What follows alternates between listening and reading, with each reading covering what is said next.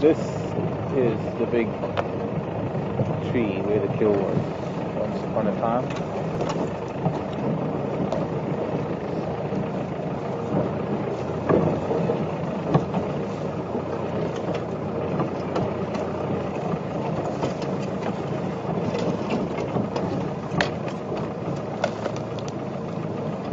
Hey, big man.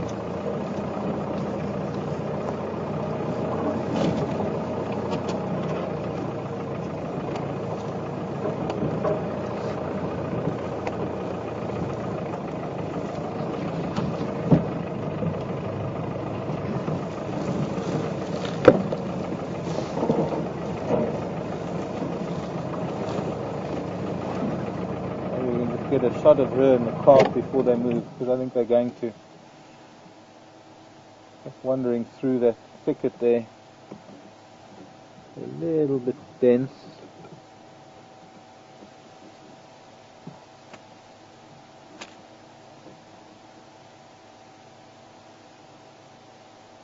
Okay, let me try and move, because now there's no view of them. We'll try and move parallel to them instead of towards them. Okay.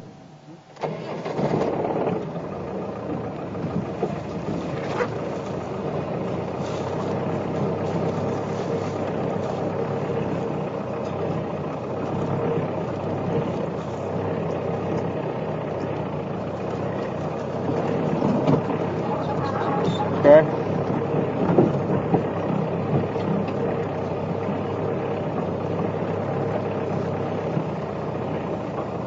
Gene, do buffaloes have more than one stomach? Yes, they do. They're ruminants. Just like cows and kudu. And here she's facing us. Get a nice little gap here to get to see her with little one. She's getting a lot more relaxed, I think, now that the bull is here with us. I don't know if that has much to do with it. But she has stopped. She's turned around, actually. She's facing us.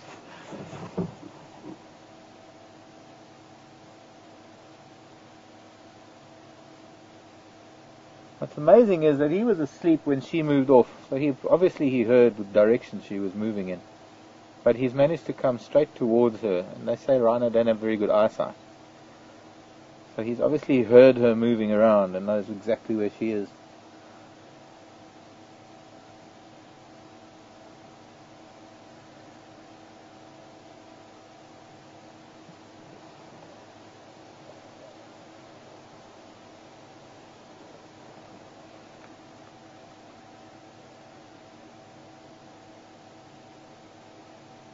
I'm guessing that calf is probably about maybe a year and a half, not quite 2 years old maybe.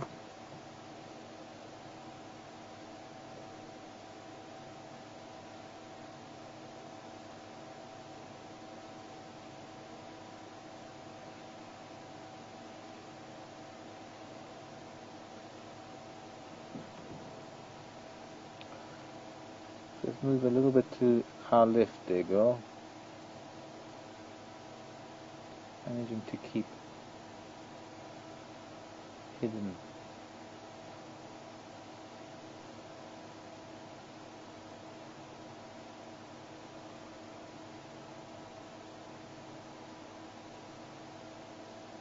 Maybe she's going to come very close. There's the little one. Look at that little thing. I'm wondering if that isn't the one we photographed a few months ago up on Cheetah Cut Line. Could well be. Coming to say that male.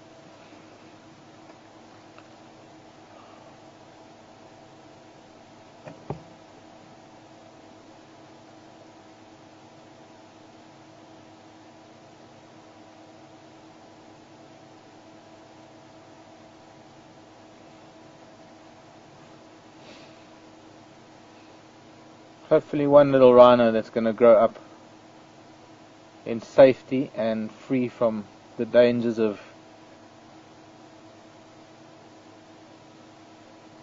the poaching trade. So many young rhino are orphaned and die from this illicit poaching that goes on. The mothers get shot for their horns. Very often you'll get females that have got very much sharper, longer, sharper horns than the bulls, and so they don't use their horns that much.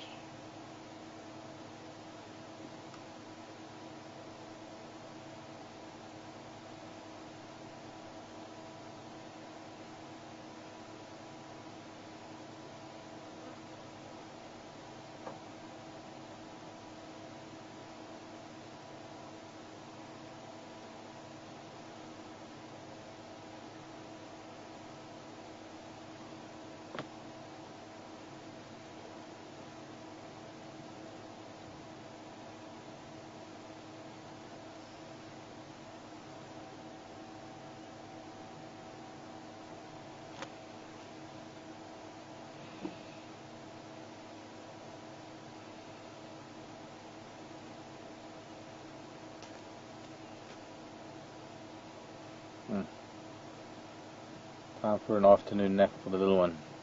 We walked all of 100 yards.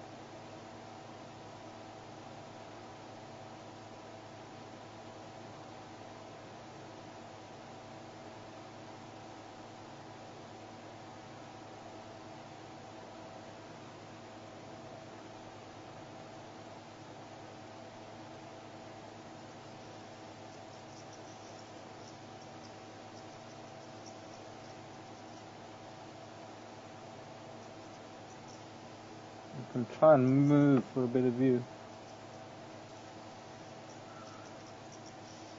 Since she's not doing much, maybe just move a little bit to our left and see if we can see them better. So many oxpeckers, wow. Oh. And that was quite strange. Off she goes. I'm not going to follow her now. All I did was I took it out of gear and the wheel, it rocked on its wheels, maybe not even an inch, but just that sound was so foreign to her as she ran off. It's one thing to creep up on them with the vehicle running, so they understand the noise of the vehicle. Wow, it'll be a completely different entity if we ever get electric vehicles. It's going to be a whole new experience for animals. Having vehicles moving and the sound of the tires crunching on gravel and sticks and the dried grasses. I've noticed elephant react quite harshly to it. And this is the first time I've seen a rhino react so violently. Well, it's not violent, but so strongly. She stopped again. We can continue on this little path. This is the going to where Karula was when she was calling the boys and they couldn't find them. That was many months ago.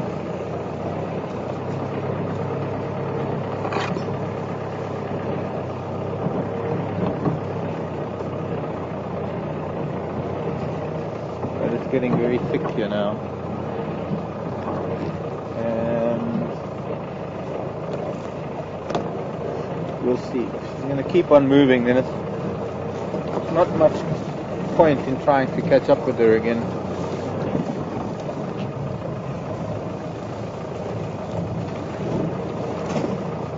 Heading towards those roads. Nice little open patch here where she is.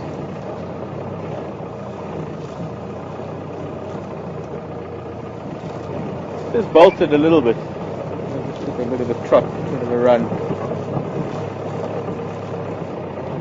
Pretty good reaction. She didn't know what the noise was. Just got out of there quite fast. She's fine now. She can hear the vehicle. She knows what the vehicle is. Not too concerned with that. It's just the vehicle moving without the engine running. That must have seriously confused her.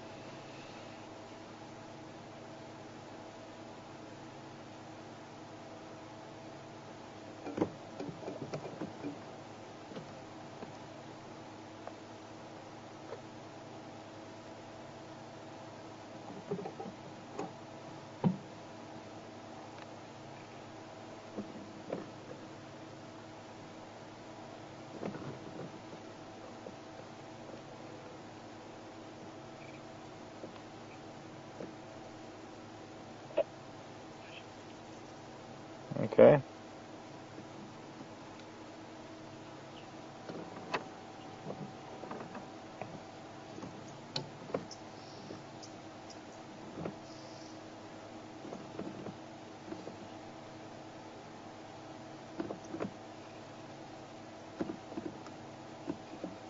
Hello, Jules and Gary in the UK. There are a couple. Jules wants to know if it would be possible to visit as a day visitor. Generally speaking, not, unfortunately. Coming into the camps, one has to have a booking at the lodges. We have occasionally, or once, had a day visitor, but it's not really allowed as such. The only people that come into the Sabi Sand are people who have bookings at the lodges. And none of the lodges accept day visitors because it impacts on the guests that are paying a lot of money for those lodges, for their stay at the lodges. Let's just move forward.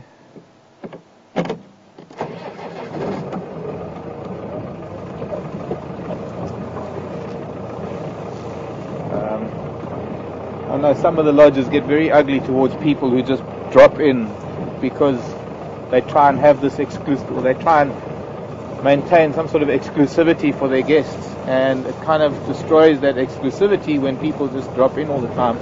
And us not being a lodge but falling under the umbrella of Juma, we have to kind of abide by the rules of Juma to a large extent when we're on their property.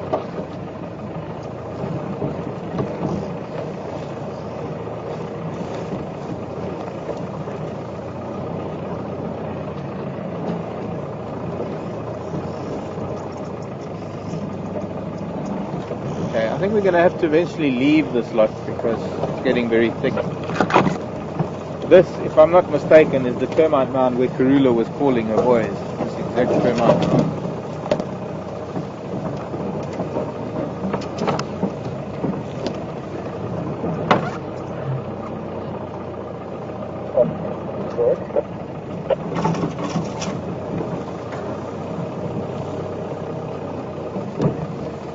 These in Kombi are moving away from Impala Plains Road, heading south.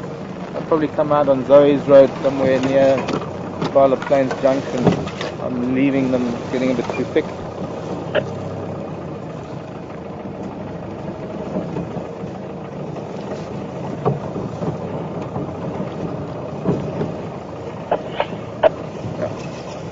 There she is.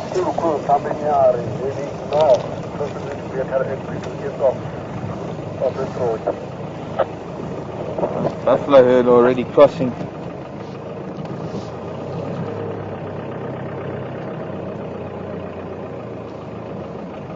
Hotel access road.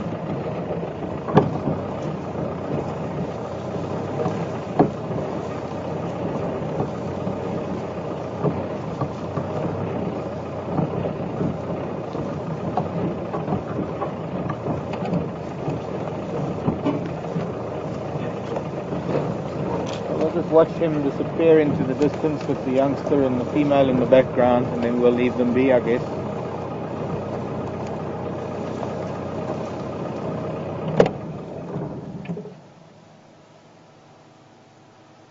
There's just a wall of bush ahead of us, and I'm not going to be crashing through there with Rhino, even if it is a crash of Rhino.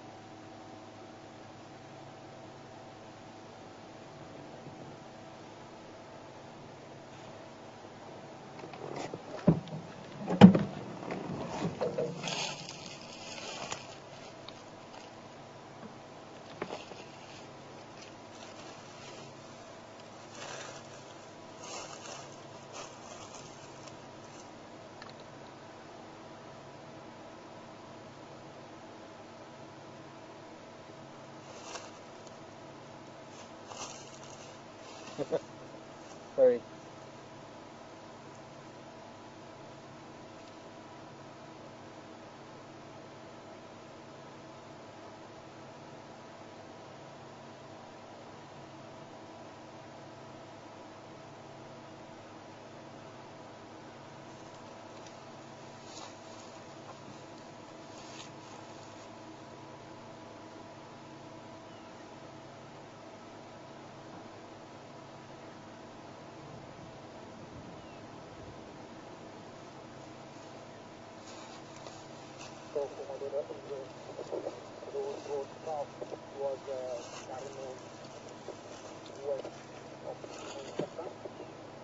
He's listening to me walking.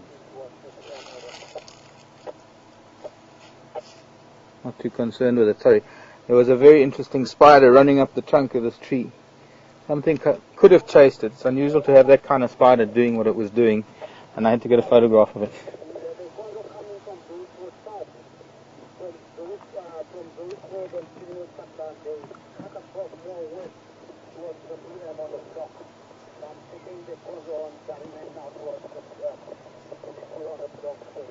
I'm just listening to the radio. I don't know what tracks they're after.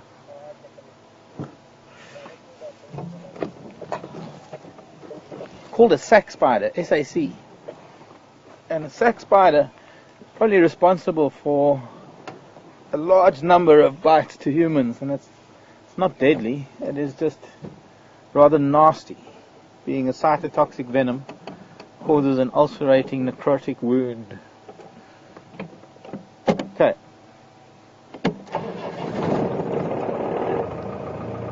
I can even try and I think it must have moved.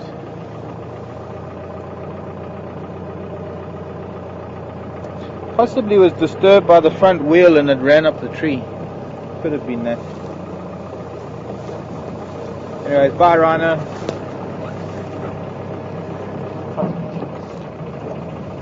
Let's see if we can find some cat or go via the buffalo. Thank you, rhinoceros. Rinoceronte. Gracias. Great.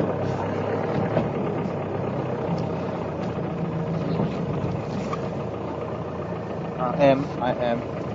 Is now.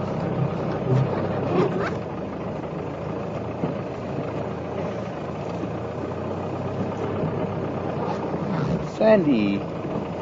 wants to know if lion ever killed rhino. I must find out whether there are any incidents of young rhino being... I know a young rhino been taken by hyena.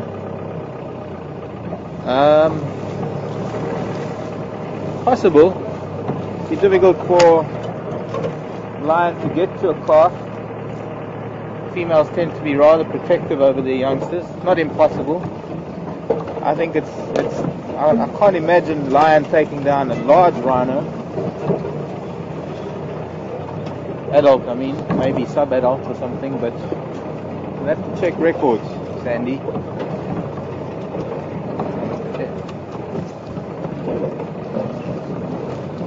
Try and find the path out that we came in on.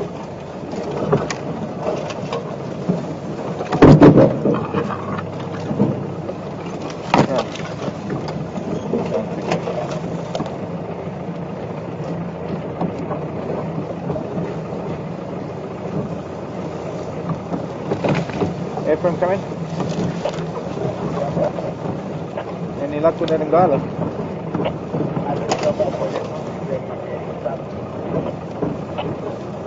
Okay, copy.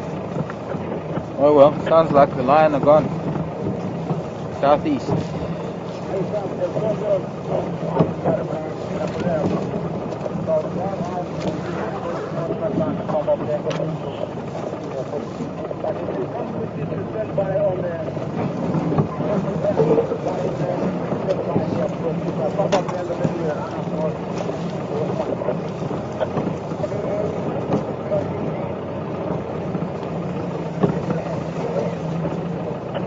That's strange. I thought they would be flat cats at Gowrie Dam until about now.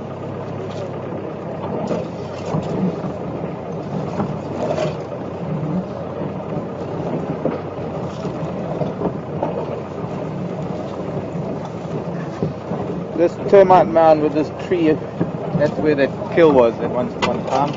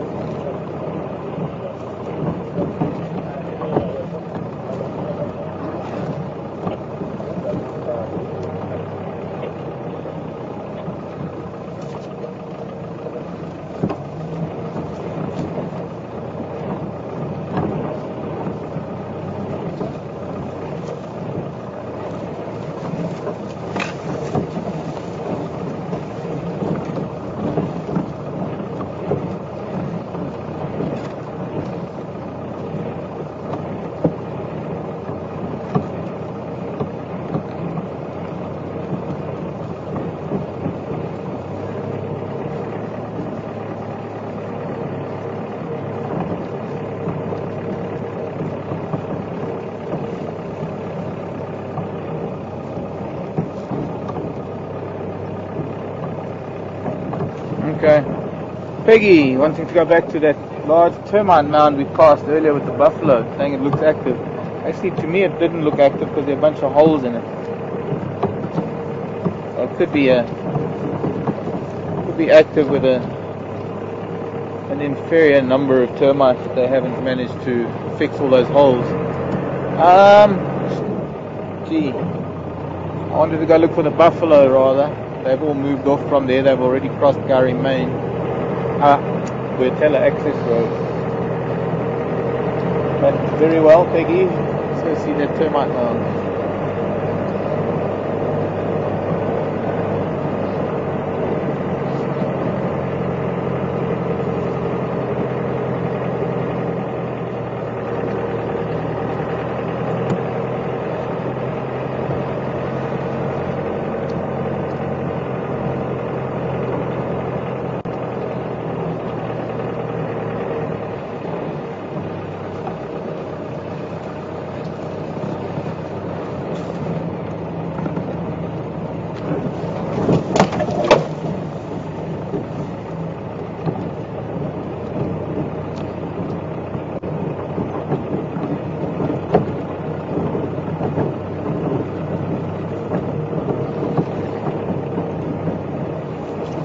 interesting feature of these termites, this particular species that builds this pinnacle mound like this. And it could be active. It still has its peak on it. The fact that it has its peak on it means that it has, if it's not still active, it has been active until fairly recently. A lot of the very big termite mounds are very rounded because they've lost that peak, crumbled and fallen. And that peak is vital to thermoregulation, the maintenance of optimum temperature within the colony, within the termite mound. And this one is actually a perfect example for me to explain it to you. See what I can do.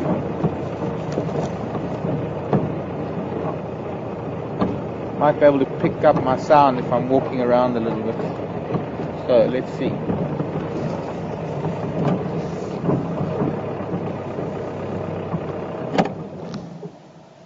Okay, I'm going to just take my earpiece out and hopefully you'll be able to hear me. Can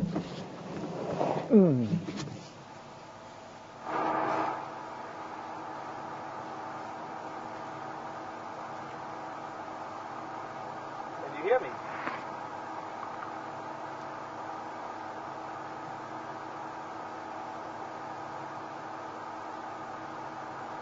Can you hear me?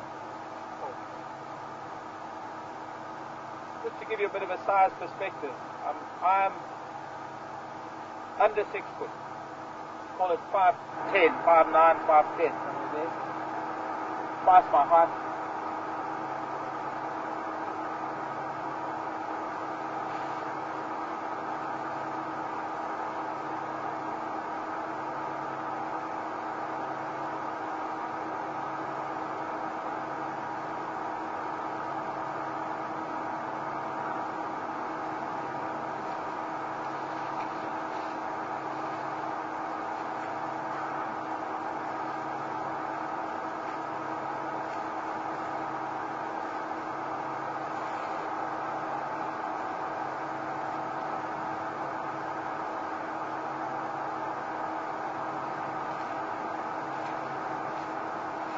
You can hear the buffalo from here.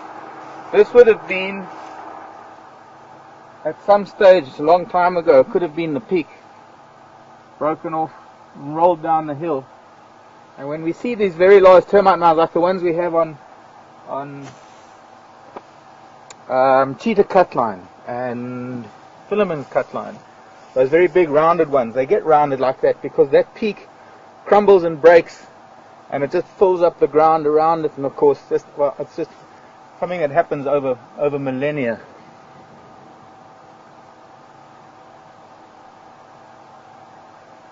There is a burrow here. It doesn't go in very deep. It could have been an aardvark burrow breaking into the termite mound to get to termites at some point in time in the past. Doesn't look like it's too active. Maybe just some small animals that are active in it. But one of the interesting features of this pinnacle mound termite, and in this instance a very good example, that peak, what it is doing is, in the cooler times of the day, it is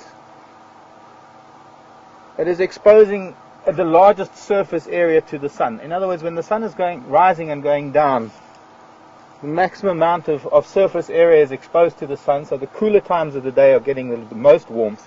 And then in the heat of the day, when the sun is directly overhead, the least surface area is being struck by sunlight because it's striking the top of the point. Now, there are times, in fact in Australia, there's a particular species of termite called the compass mound termite that points, I think, north, if I'm not mistaken, being able to deal with varying temperatures throughout the year. This one is has a little bit of a northern point to it, but they are not as strongly oriented here in this country as they are in Australia. There are similar species in Australia. Now, a lot of those little holes that we are seeing are indicative of the fact that the termites are not maintaining it very well. So those holes, I did see one on the other side actually when we were coming in, the buffalo were here. I did see one hole that had a hole that went right through. Those are their tunnels. Those are the tunnels that they use for working, for bringing moisture and things from the bottom to create that pinnacle. And if they are exposed to those tunnels, there are a whole bunch of things that will get inside there and eat termites. And invariably what one gets is one finds that the termites normally cover up those holes to keep it a very smooth outer surface. Obviously, once again, to provide maximum amount of surface area to the sun when the time is needed for warming it up. You know, they have fungus gardens that produce heat when the fungus throws spores, when it goes through its sporing process. That generates heat. Termite activity itself generates heat, but they will also open up chimneys, and just by sheer convection of warm air and cool air, they will get air movement through the colony. But it is vital that they have a very strong or very, very narrow window of temperature. I mean, anything 1 or 2 degrees above or below their room temperature, not room temperature, but their body, let's call it their body temperature, is quite detrimental to the colony. I think it's about 37 degrees, very much like our body temperature, 37 degrees Celsius. And then during the different times of the year, they will vary the behavior and the activity around the queen, because the queen is the one that's producing eggs, and all the activity that is around the queen, that kind of heat that is generated, depending on where they have the queen, that will, of course, generate heat in different areas of the nest, for whether it's winter or whether it's summer. In summer, in summer they are further down because it is so hot, and I think in winter they're closer to the surface. Might be the other way around, but I think that's the way it works. Need to review my info on termites.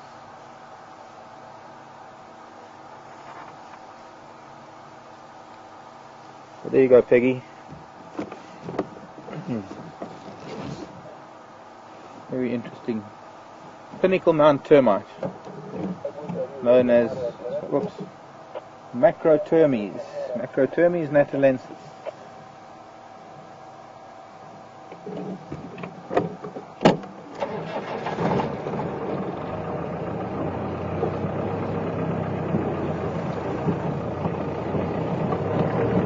You could hear the buffalo, most of us, while I was walking around.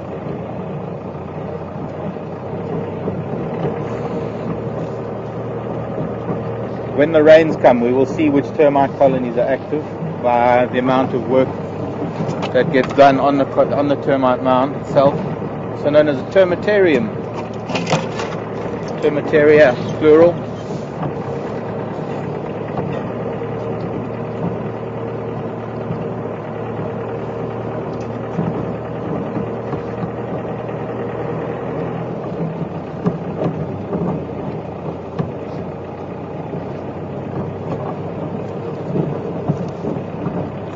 Well, so much for some action at the dam this evening.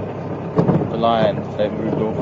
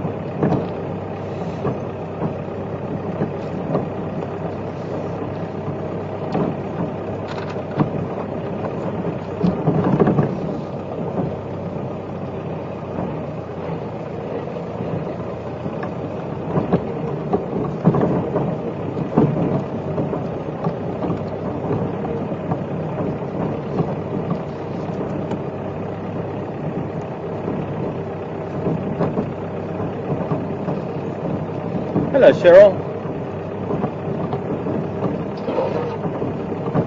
Oh, that's an interesting question. Cheryl's saying when the big old bulls, when they get old and they don't want to keep up with the herd anymore, they end up just being these grumpy old men hanging around mud wallows. As we've seen, we call them Duggar boys.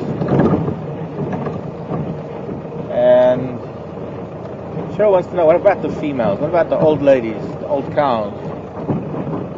What do they do? How do they keep up with the herd? Well, actually, Cheryl, it's not so much how they keep up with the herd, it's more the herd moves at the pace that they can keep up with them. These herds never really move that fast. They always move slow enough for the youngsters and the elderly to move up with them. They're very protective over the youngsters and over any injured or old buffalo. And very often one will find that when lions do make a kill out of a buffalo herd, it's not necessarily the old or the injured or the lazy or the... Oh no, there's no such thing as lazy. Lame, perhaps. There's a ninja squirrel in the road. Looks like he's got a badge and a gun. I don't know if I can chance going any further. This is very dicey. He's standing up on two legs. He's ready with that ninja stance. You know, gotta be careful of these squirrels. You never know what they're gonna do. Is it a squirrel? Looks like it. Is it a stick? Chicken! Fortunately, it backed down.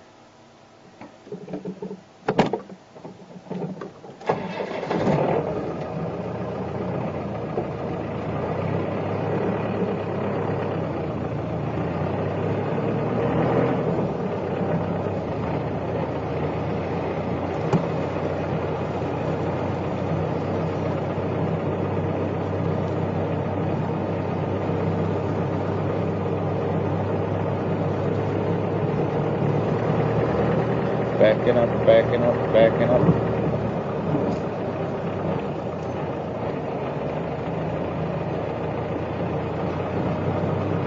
His daddy taught him good.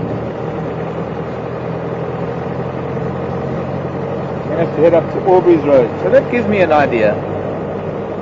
Go to Aubrey's Road, go back to the buffalo, and then go around to Gari Dam. Although there's no lions there anymore.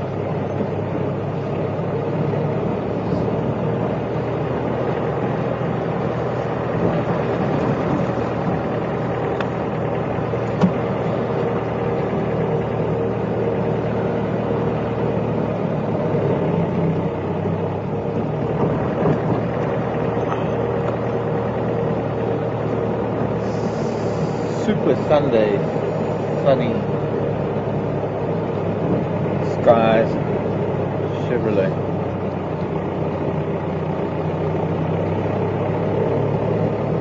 This is where they've crossed the road, the herd. They're probably already crossing over buffels of cutline by now. Heading up to a dam. After a hot day like this, they're probably making their way to a dam to drink.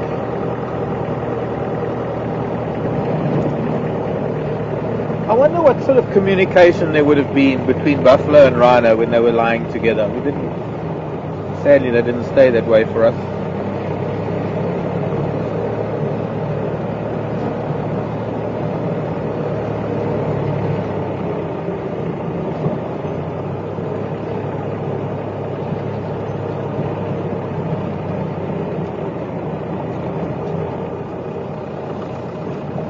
Aubrey's Road.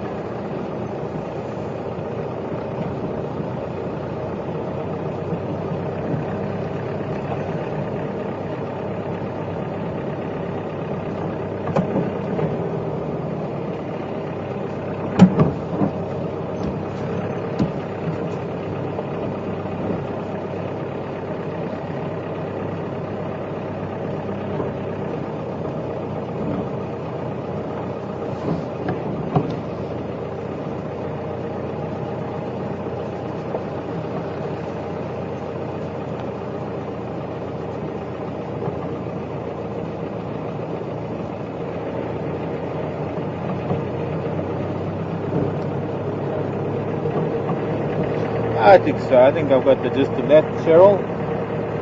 Question there about Jumos, RV Sands, Cougar Park. What is private, what is public, who takes care of things, here are the buffalo. I think a lot of people are confused about how it all fits together. Allow me to try and enlighten you. If I had a pen, maybe I can find a piece of charcoal. Let's see, always fires that come through the bush. Find a tree that might have a burnt patch on it, take a piece of charcoal and I can draw a picture. I'm back! Hello everybody. This is a beautiful, beautiful scene. We've got lovely low light, and very typical of a big herd of buffalo. As they move, the dust that they kick up looking into the sun with this dust is quite special. While we're looking at buffalo, I'm going to try and find something to do a diagrammatic representation of the Kruger National Park and surrounding areas.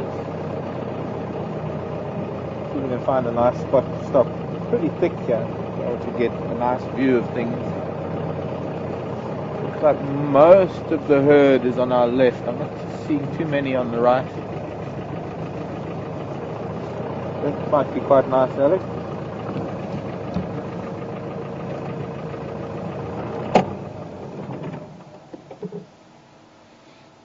Mouthfuls of grass, all of them.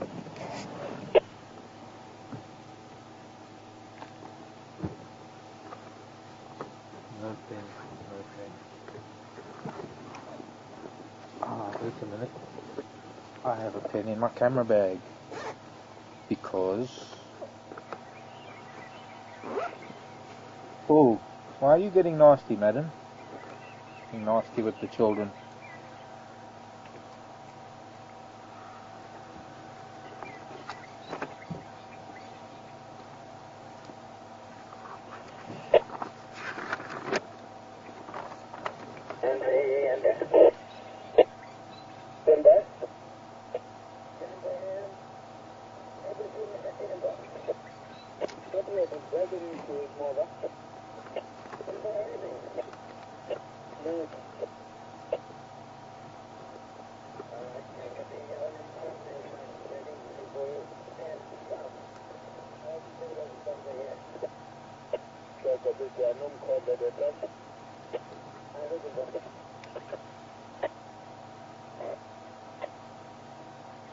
Henry, come in.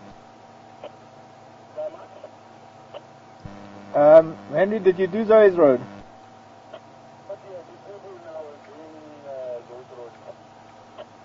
Because I left those three in Combi heading towards Zoe's Road from Impala Road.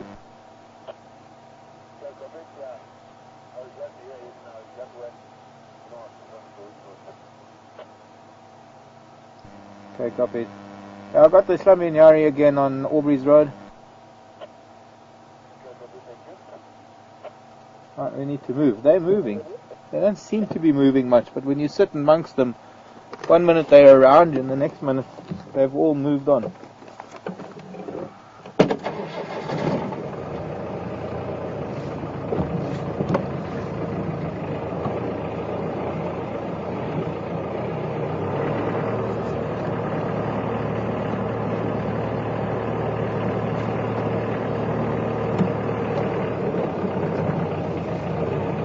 I think we need to just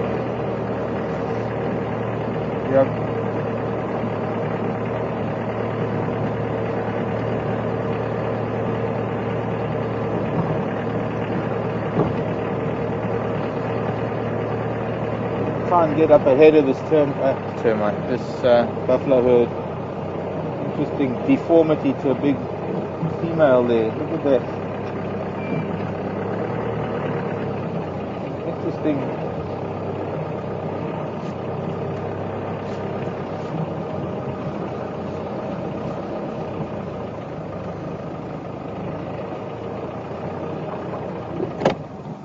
Very interesting. Oh, look this way, girl. She looks like she's ready to pop as well. See her boss, almost like she's got a huge dent in her head, and her horn's a bit of a strange thing there. We've seen her before. We have seen this herd before.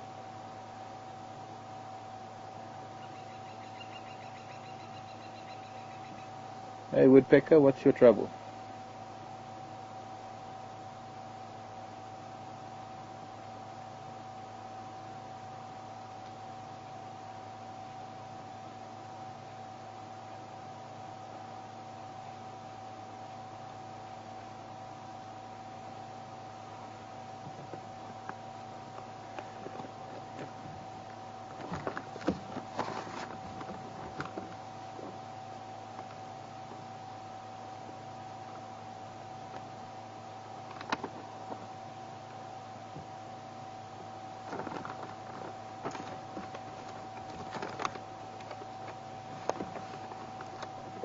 Okay, we're ready to have a pen and paper lesson.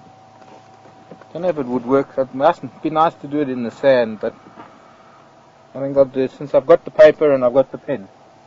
Let's see how well this is going to work if I get my head out the way. The only thing is, and I can't see, I need a thicker pen. I can't see my monitor. Okay, I'm going to do it like this so that I can watch what I'm doing on the monitor. What I've drawn is this big shape, like this. This is the Kruger National Park. It used to be a long time ago, before fences were dropped. Just like that. There we go. That might help. Sorry, Alex, I'll get it spilled in a minute. From the top to the bottom is probably around, let me think, 400 kilometers, 350 kilometers, roughly. 200 miles, maybe more. And the narrowest part was very narrow. It was less than 100 kilometers. Now, down south in this little dent in the Kruger National Park is an area that is known as the Sabi Sand Game Reserve. And once upon a time, this was a self-contained little area. It had fences. There's western fence, it had a northern fence. The eastern and southern fence was a fence between the Kruger Park and the Sabi Sand Game Reserve. Now, the Sabi Sand is an area that is made up of, I can't remember how many, but numerous privately owned properties. The Kruger National Park is a government national park. So, in the old days, for many, many years, for many decades, they were separated because this was private and this was national park. Now, in the early 90s, alright, let's even go further back. Let's go further back. Because prior to the 1960s, in fact, prior to 1956, all the different properties within the Sabi Sand were individually fenced. And it was in about 1956, if I remember correctly, that the landowners within the Sabi Sand decided to declare it a nature reserve, because before then there was a bit of farming here, and to take down all this internal fencing, but to maintain just this external fence, that is the Kruger Park fence, and this external fence which became known as the veterinary fence, or a buffer fence, declaring this a private nature reserve. Now up here in the north, there was another one, and this is a place called Timbavati. This is Sabi Sand, and this is Timbavati. And Timbavati, at the moment, it's made up of the Umbabat and the Klaseri, and I'll get to the others that have come into it, because there's some of you that have been here, that live here, or some of you. I know Janine, we'll talk about Janine's place in a minute. In between the Timbavati and the Sabi Sand, we had a place called Manyaleti, and all of these were self-contained. There were fences. There are no fences now. In the early 90s, all these fences came down. More land was added in, so you could say that this now extends to there, and this maybe actually is about like that now. And this includes areas like Makalali, I think, and Beluli and Ulifants, and a whole bunch of areas. So to put things into perspective, this whole area is one big park, because there are no more fences. These fences have gone down, this fence is down, this fence is down. This whole area is now all one big contiguous park, despite the fact that these are still private areas on the western edge of it. Now the Kruger National Park, being a national park, is open to the public. They take day visitors. There are specific gates that you go into the Kruger National Park. There is no way to get to the Kruger National Park from the Sabi Sand by going through the park.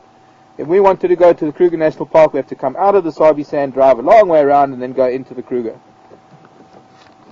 The Sabi Sand, on the other hand, being a private reserve, is made up of all these private properties. Some of them have commercial rights, and some of them have got game lodges and camps on them. And it's those camps and lodges that only allow people who have booked into the lodges to not visit, to stay there. They don't have visitors. They, as I said earlier, It's got to do with ensuring the privacy of the people that are paying the tariffs to stay in the lodges. Otherwise, they would be inundated with daytime guests, and it wouldn't be these private, exclusive lodges. It all makes sense when you look at it that way.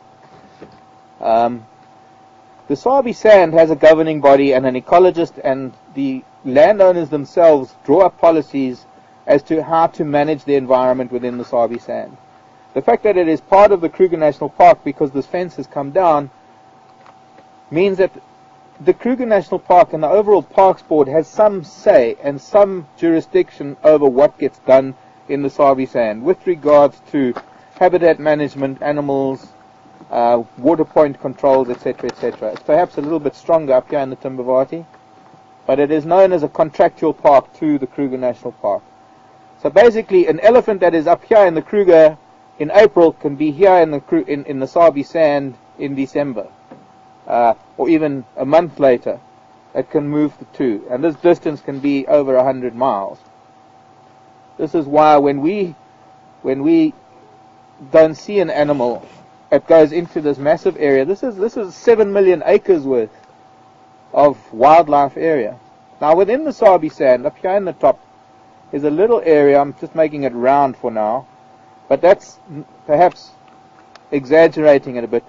That's about as big as what Juma is. Juma Game Reserve, where Vuyatela Lodge is. It's right up here in the top corner. Manyaleti is just up to the northeast. Elephant Plains is here to the west. And we've got Arathusa and, well, all the others further south and southwest of us. Hopefully that puts things into perspective. Now, Juma Game Reserve and the management and the owners of Juma Game Reserve have absolutely nothing to do with anything else in the Sabi Sand other than attending committee meetings or attending annual general meetings where all the landowners get together and they discuss issues of the Sabi Sand. Other than that, when an animal crosses out of Juma Game Reserve, it is beyond our knowledge where that animal goes and what that animal does and what happens to it. We are lucky that there are animals that fall within this tiny little area that are territorial, that stay in that area, and those are the animals we see all the time. This particular buffalo herd is now moving, I guess you could say, heading up in that direction. I'm making a lot of mess on my paper. I'm not going to get good marks for this, but anyways, they're heading in a northeasterly direction, and they can be in Kruger Park by nightfall. They might not be, but theoretically speaking, they could be. And I don't know. I hope that sort of clarified things a little bit, Cheryl. I don't know if that has made you more confused. It's a lot easier if you Google Maps and you look at the Kruger Park map, and you get to see how it all fits in with the Timbavati, the Kaseri, the Umbabak, the Manyaleti, Sabi Sand. Going up into the northwest of Kruger, there are another bunch of national or private reserves that have been incorporated into the greater Kruger area. Plus, the one thing I didn't tell you was, where's my paper? And actually what makes the whole area so much bigger is the fact that this eastern boundary of Kruger is actually the northeastern boundary of South Africa. And on this eastern side is Mozambique. And there is what we call a transfrontier park, a national park in Mozambique that almost mirrors Kruger on the eastern side, that I haven't even drawn in here. There's no fence between the two. And there is freedom of movement of animals into Mozambique, although there are still villages and there's still problems in that part of Mozambique from the civil war from a long time ago. Well, Zimbabwe is just, thank you Alex, Zimbabwe is just north of Kruger. This northern part here is the Limpopo River, and just above that, in fact, the northern boundary of Kruger, being the Limpopo River, borders on Zimbabwe as well. So, probably do. The plan was to have a transfrontier park going. I'm not too sure. Maybe Penny knows. But yeah, Alex just reminding me that the park was supposed to stretch into Zimbabwe as well. But I'm not too sure how that works as yet. Meanwhile, the buffalo didn't need a reminder where their boundaries were. They've gone to find them. We're going to continue. Back to Biffles and cut line.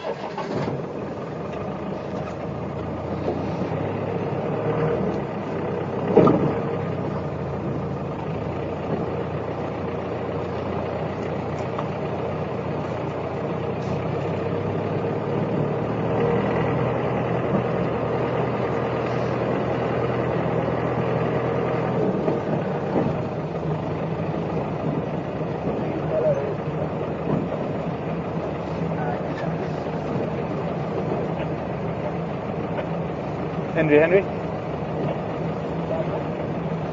Yeah, I've been switched off. Have you got an update for me, please? Okay, nobody found that Ingala. Okay, I'm leaving these in Yati open lock. They're all moving more or less northwest, northeast, going from Aubrey's Road, heading up towards Sandy Patch North.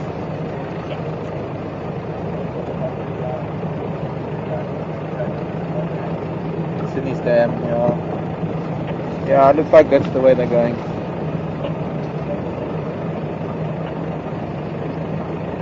Nobody's found the lion.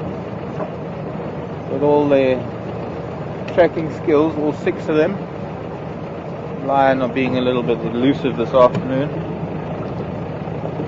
So much for thinking that we had lion in the bag for the afternoon drive.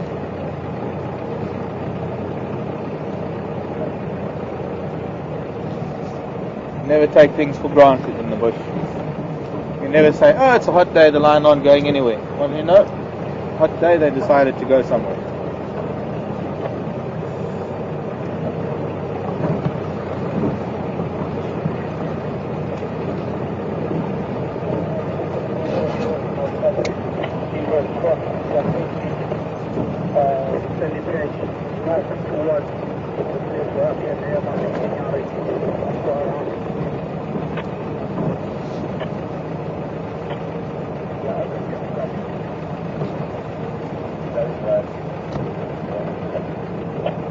Excuse me, Franklin.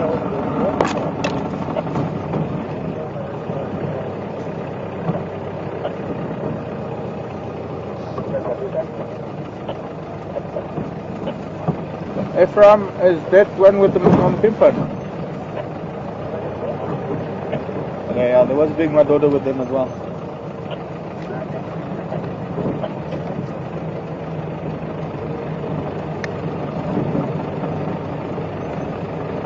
Okay.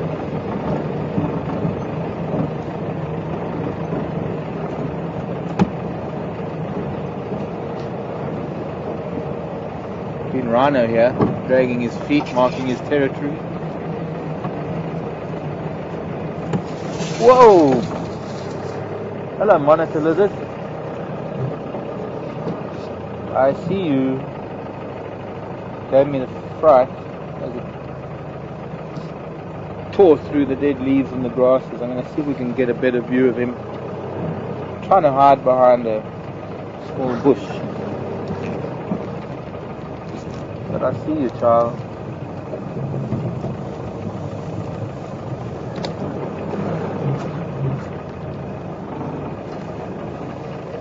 Move us so that Alex can point the camera in the right direction. Can you see him okay from there? Him, her, difficult to tell. It was right next to me when it took off. Obviously a lot heavier than a francolin.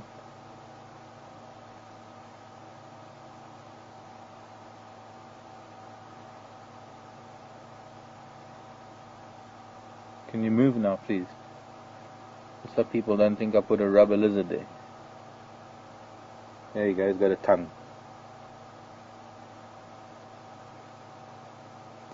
White-throated monitor, also known as the rock monitor.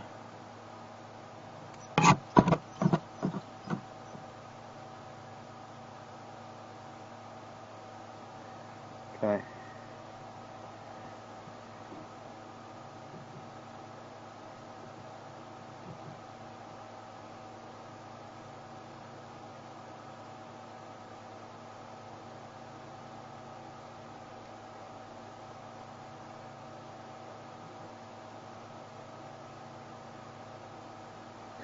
Now, an interesting thing about a monitor lizard, it's got a forked tongue.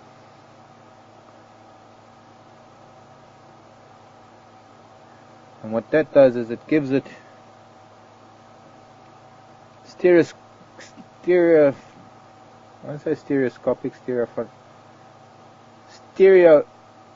olfactory abilities. it is able to follow the scent of something with that tongue, with the two edges of the fork, giving it a greater ability to monitor the direction of whatever it is it's going after. Coming into some long grass. Gonna lose it. Maybe come out onto the road. Could be going back to where it was. Might have been eating something. No, gonna come out on the road.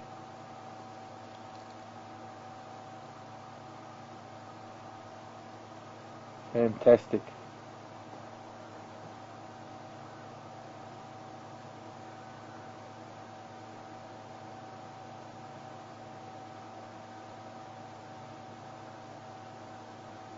Oh, this is great. You so seldom get such a beautiful view of this really incredible lizard. And grow a little bit bigger than that. This is probably only about 2.5 feet long. They get up to probably just over 3 feet. Not as long or as large as the other monitor lizards we get in South Africa, the Nile monitor or water monitor.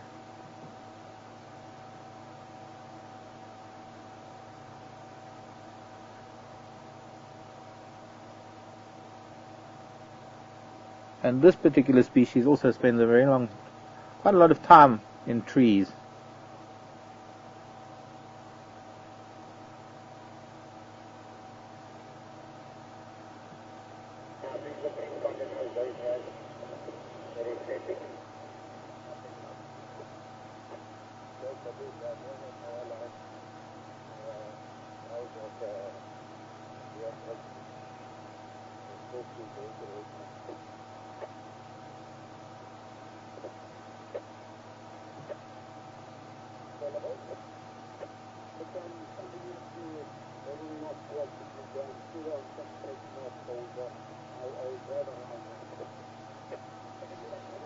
Buffalo heading up to Sydney's dam. I can go and drink his water.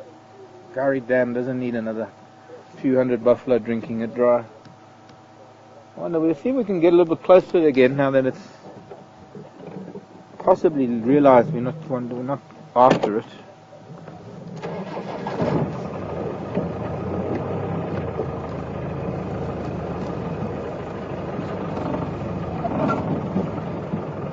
No.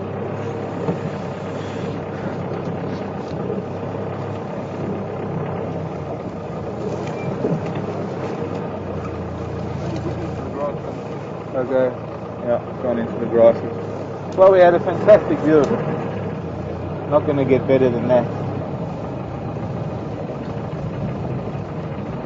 This is like the one Sebastian and I found the other day, climbing a tree. Still, this was better visual of it, being able to see it a lot better.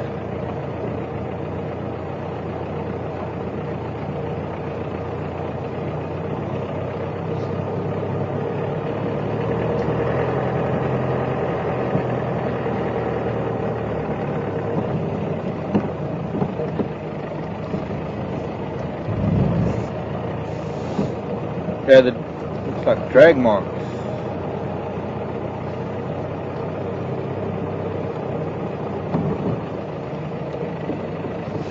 Yep, drag marks. 3. Good tracks. No holes in wheels.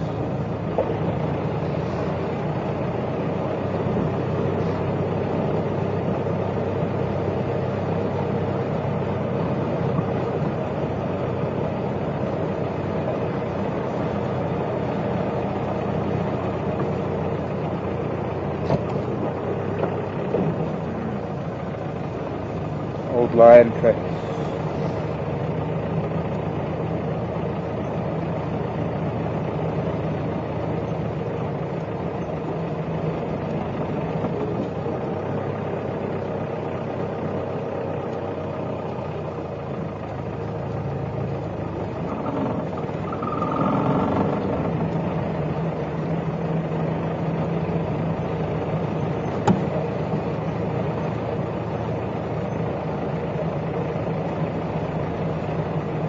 Hello, moon. Getting bigger. See, now here are drag marks that have been dragged. This is not too fresh. Big hyena drag marks coming from Sydney's dam side, coming this way. We've had drag marks coming from Karula's Kill on Spam Road all the way across Quarantine, heading in this direction. If only I can follow these drag marks. Some of you know what that means. It means we can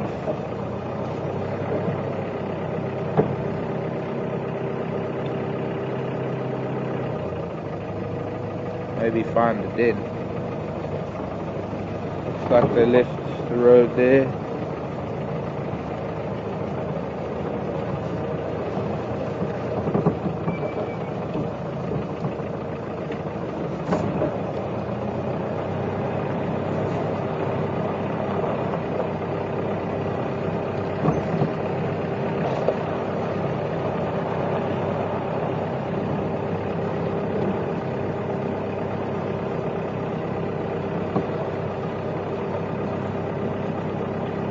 Last night, once again, I heard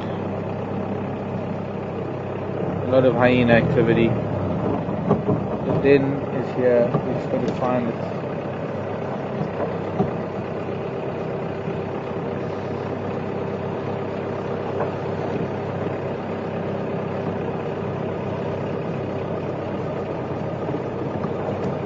We have to go back a little bit.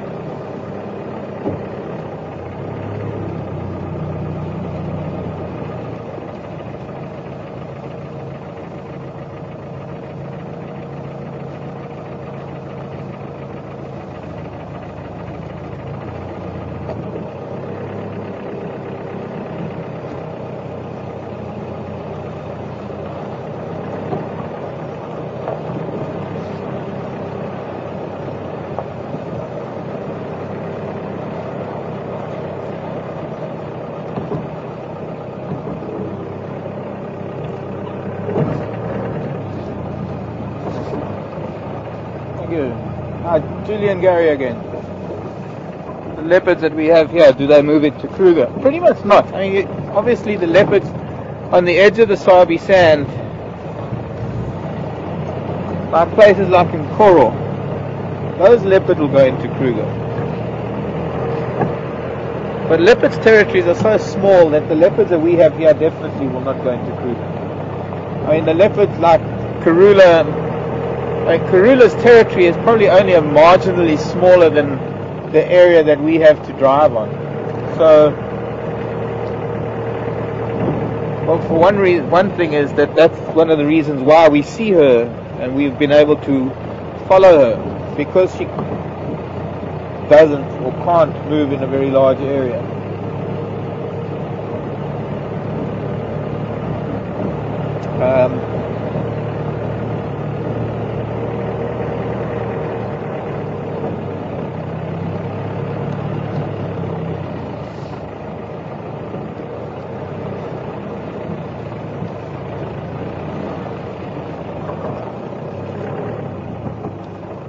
Drag marks.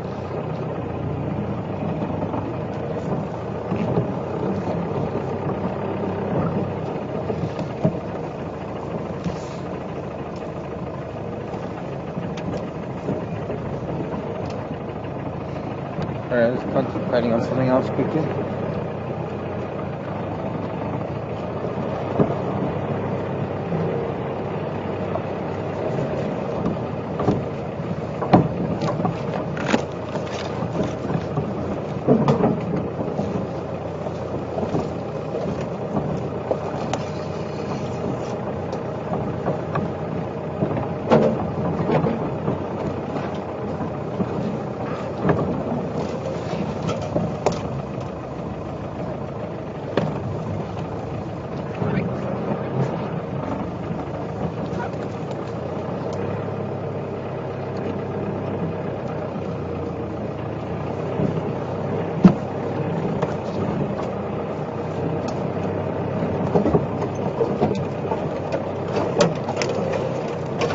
but I've looked at this termite mound already before.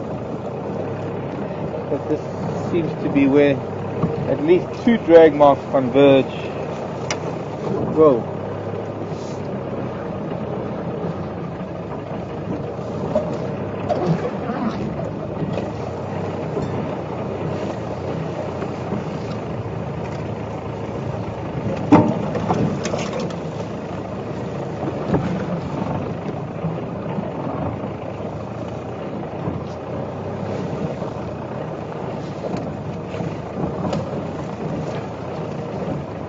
I did walk in here before. There's not even a burrow entrance here.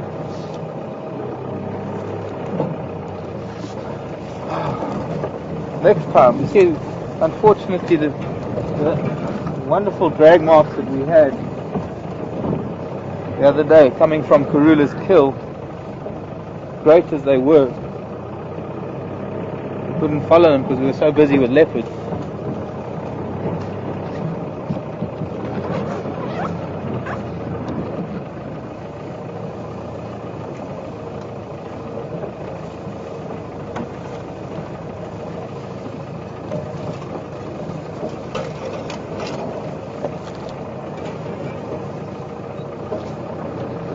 I'll give up for now, unless I see a hyena. It's getting time for them to start waking up anyway. And Tara's back tomorrow. She knows which termite mound it was, where she first saw them, although they might have moved to another one.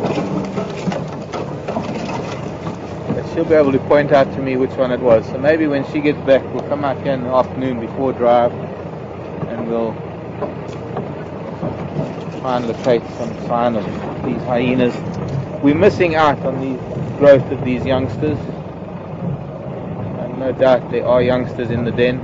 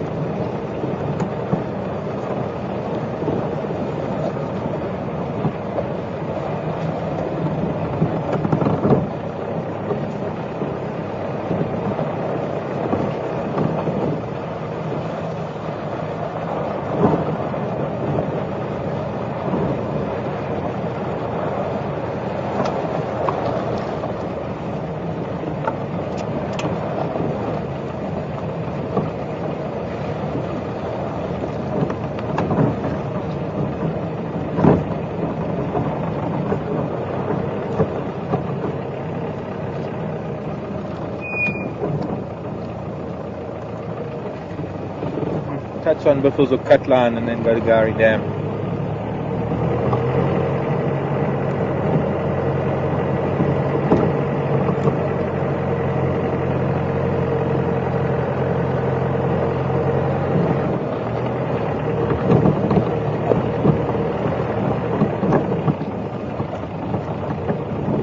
Oh, look at this. This is interesting.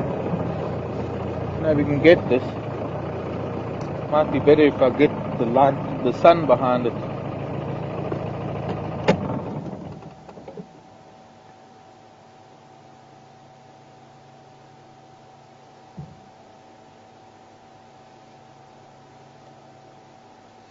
Resin, gum.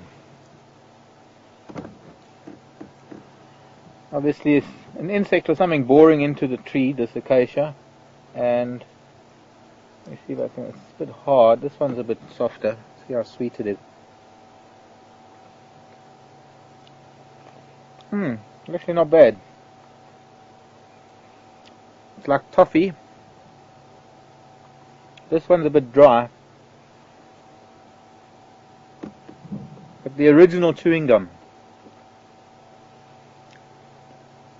what kids were chewing hundreds of years ago.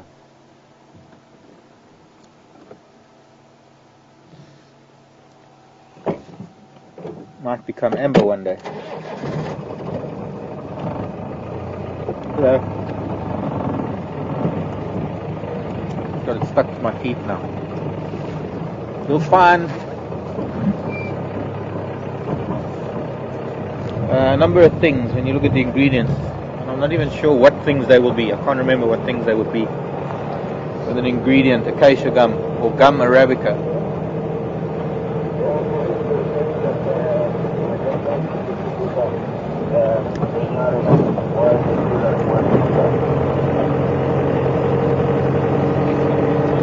Pardon?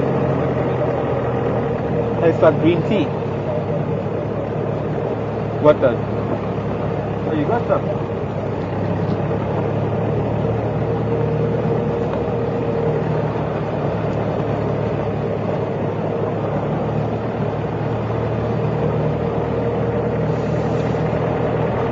Beautiful light. Can we find a leopard or something now, please? Look at this light. It's absolutely gorgeous.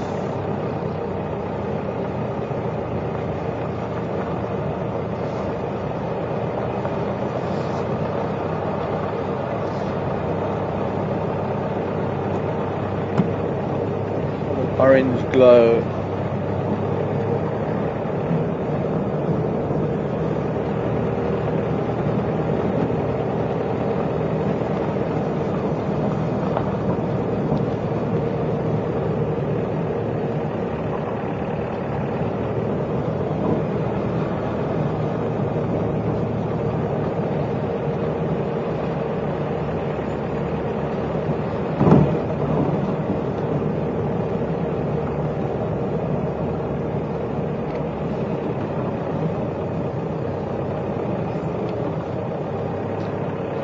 Dark shapes at Cambodia Dam. I can't make out what they are.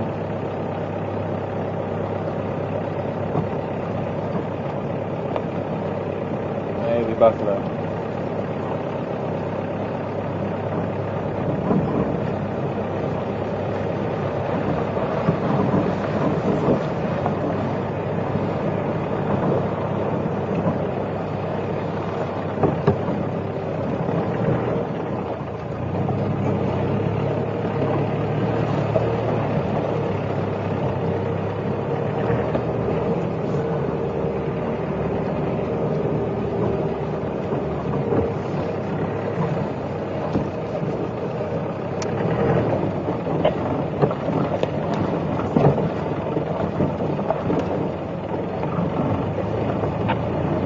Monitors lizards poisonous to humans. From Patty. Someone calling Mark. What do you want with me? No, Patty, no. We do not have any poisonous or venomous lizards in Africa.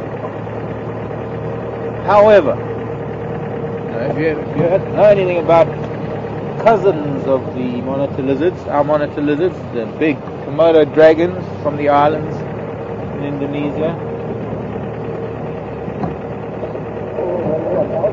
they're meat eaters, and so much debris gets stuck in their between their teeth, meat and stuff, that bacteria buildup can cause severe infections if they bite you.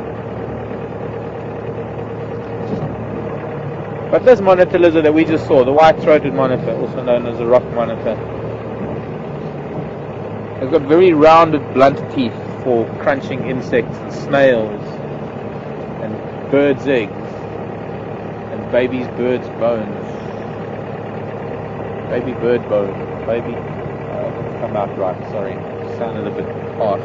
But that's what they do, you know. They strong little predators, those things. Hello, big warthog. Boy, I know you, and you always run away from me. Big male warthog that lives around here. I've seen him running away on a number of occasions. He's shy. There he is. Oh, busy toileting. Well, Same view he had of him last time we saw him, trotting off. Very well. I understand. No, I won't take it personal. Thank you. Personally.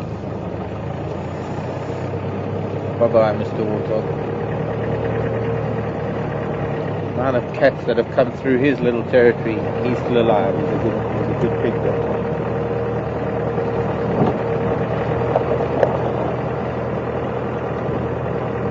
It's a cloudless sunset.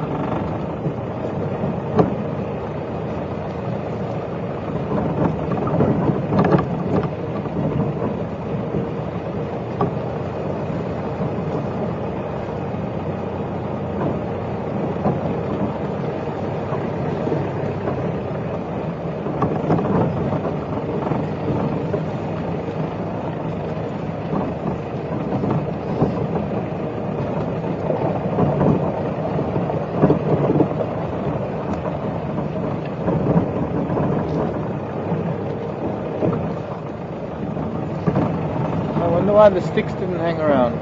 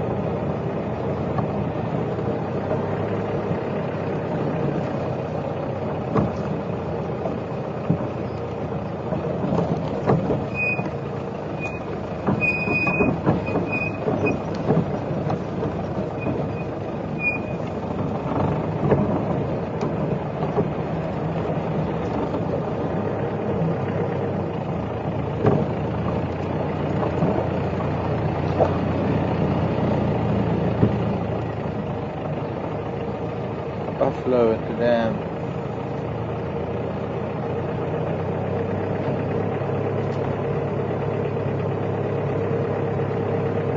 Number of buffalo at the dam.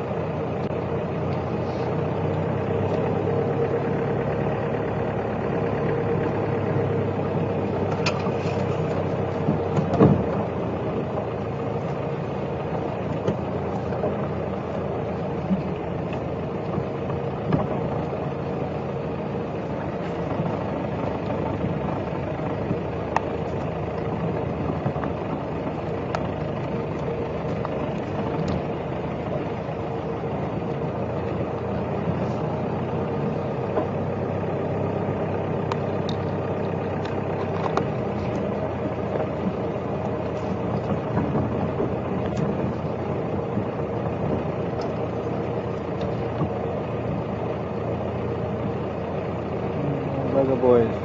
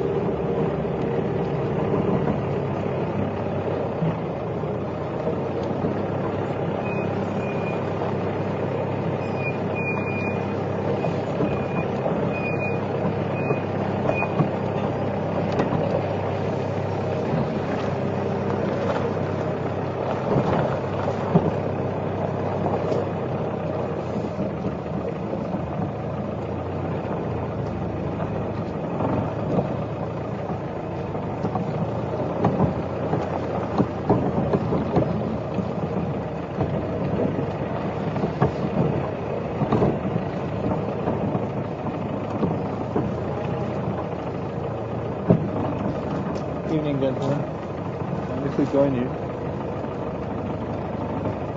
slightly different perspective from here. Try and get us level, relatively level, not quite.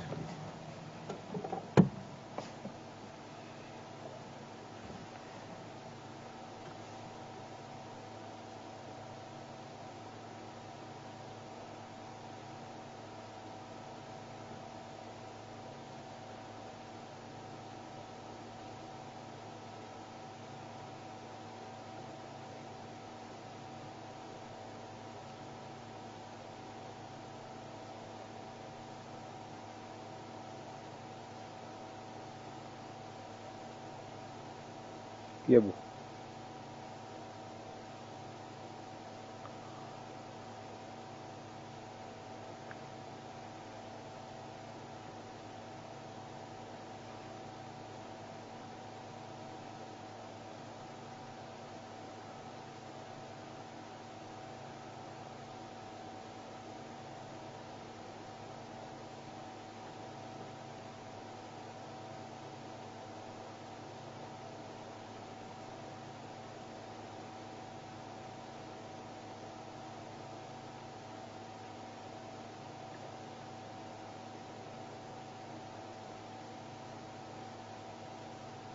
Foaming at the mouth, showing me the whites of your eyes. What is that doing to me?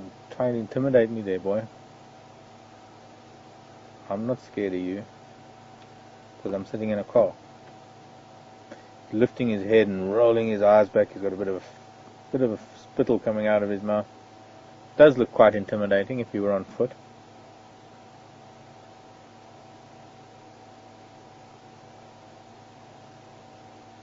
Maybe it's just that right eye of his that's a bit wider than the other.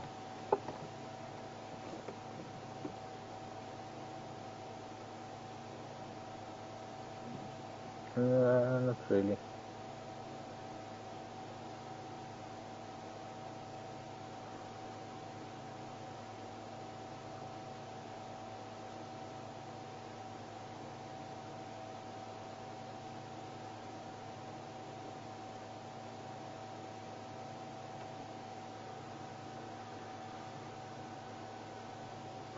Looks like he might have a cataract or something in his right eye. Looking very funny. Okay, I think we should see what we can find for the last few minutes of drive.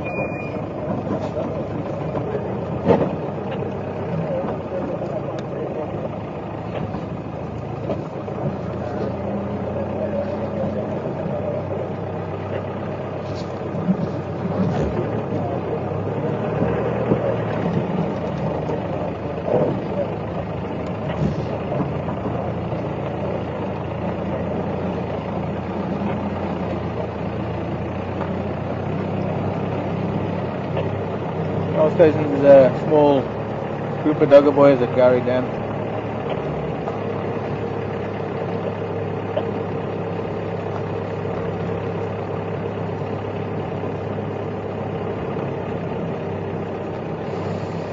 Wow.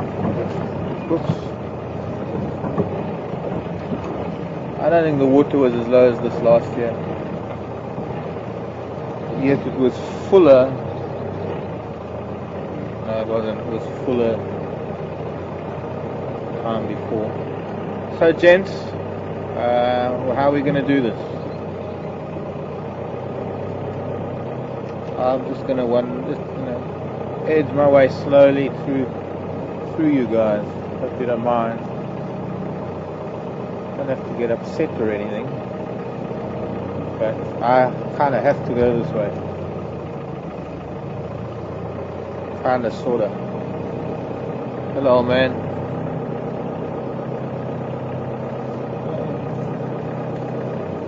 You have to stand aside, you know. You don't have to get too. Boy, they've really done a number on all of the sedge grass on the sides here.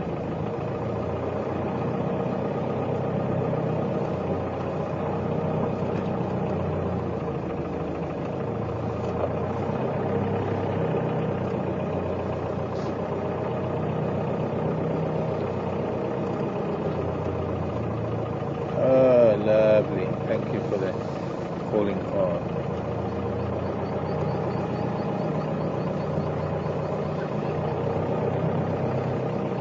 Hello. Good afternoon. Okay, I'll just stop for a minute.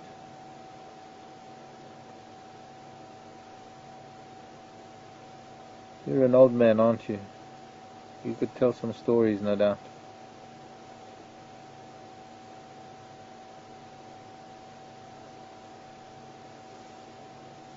Not impressed with me at all.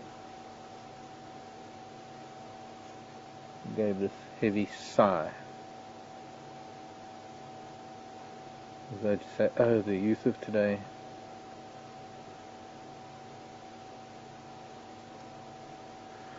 I mean, I'm twice your age, but you're twice my age in that if you know what I mean.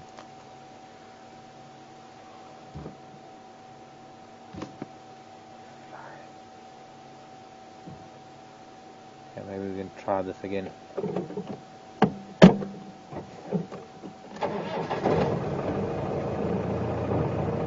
Because, you know, I mean, if you're just standing chewing the cud, you know, you can go and do it over there, or down there.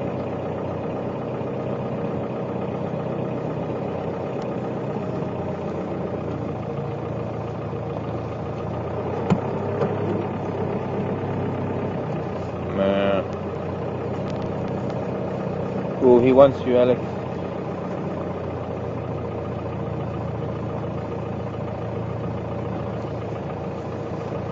Sorry, gents. Really, I am.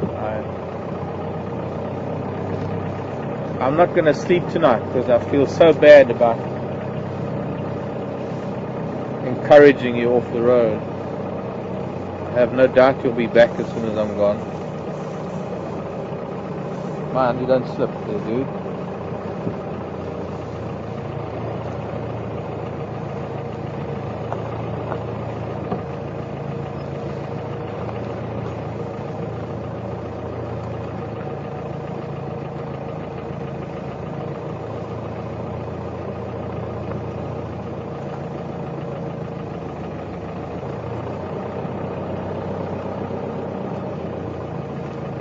Thank you, gents. Thank you, boys.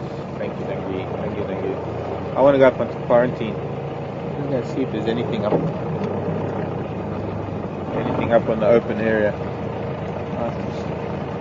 To end off where we normally start. Don't really do that very often.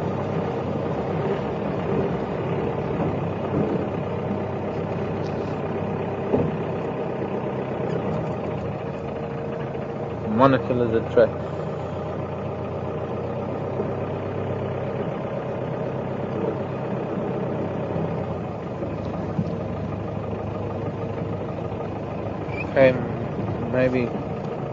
Came away from the water and went back to the water. Actually, there are 3 tracks there.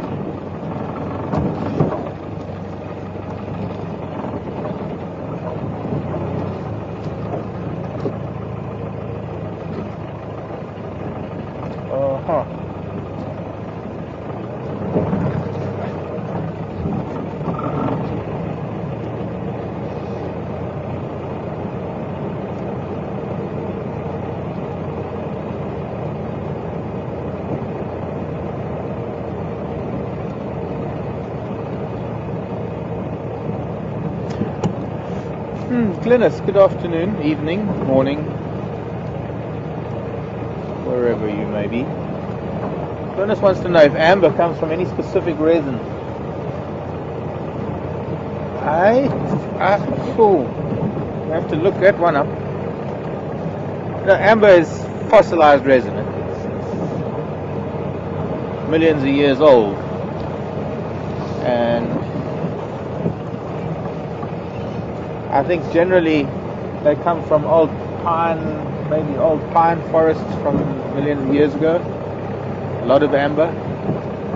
I don't think that the resin of the acacias would last long enough to be fossilized. There's one little primate that lives here in this part of the world that pretty much in dry season now, when there are not too many insects about, the bush babies pretty much live on resin. And they'll actually have specific trees within their little territories that they'll scar with their teeth that the tree will continually produce resin. So whoever lives where we stole that bush baby's resin, but it looks like nobody's been there, because that resin's been dripping for a while. It hasn't been found by a bush baby, so I don't think we stole it actually. I think we're just competing primates. But there are insects. I think you've got to look at whatever tree produces a resin that has properties that are not palatable or edible. Resins that are likely to become fossilized, if anything.